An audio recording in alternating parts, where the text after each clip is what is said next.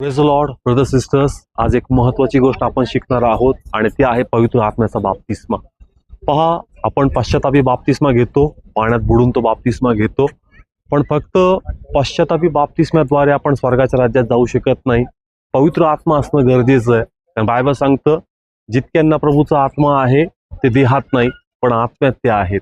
आणि बायबल सांगतं की जुन्या कराराचा रेफरन्स पावलाने दिला की इस्रायलचा बाप्तिस्मा हा ढगामध्ये आणि समुद्रामध्ये झाला, तरी देखील ते लोक कनान देशात गेले नाही. जितके लोक देवाच्या अधीनतेत येतील, जितके प्रभूचे ऐकतील, तेच लोक कनान देशात जातील. म्हणजे याचं आध्यात्मिक प्रकटीकरण हेच आहे की आज अनेक लोक फक्त पश्चातापी बाप्तिस्मा घेतात पाण्यात बुडून, पण त्यानंतर पवित्र आत्म्याचा बाप्तिस्मा घेत नाही. आणि जोपर्यंत पवित्र आत्मा येत नाही, आमचं जीवन हे पूर्णपणे टर्न होत नाही.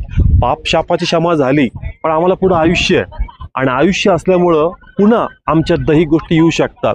पण एकदा का पवित्र आत्मा आला, मग तो आमच्यामध्ये ख्रिस्ताला जन्म देतो आणि आमचं पूर्ण परिवर्तन होऊन आमची स्वर्गाची वाट मोकळी होती. हा, जर एखादा व्यक्ती आजारी आहे आणि शेवटच्या क्षणी तो पश्चाताप करून बाप्तिस्मा घेतो, नक्कीच इतर स्वर्गाच्या राज्यात देईल. पण जर तुम्हाला पुढे आयुष्य आहे तर तुम्ही नक्की पवित्र आत्म्याचा बाप्तिस्मा घ्या. Praise the Lord.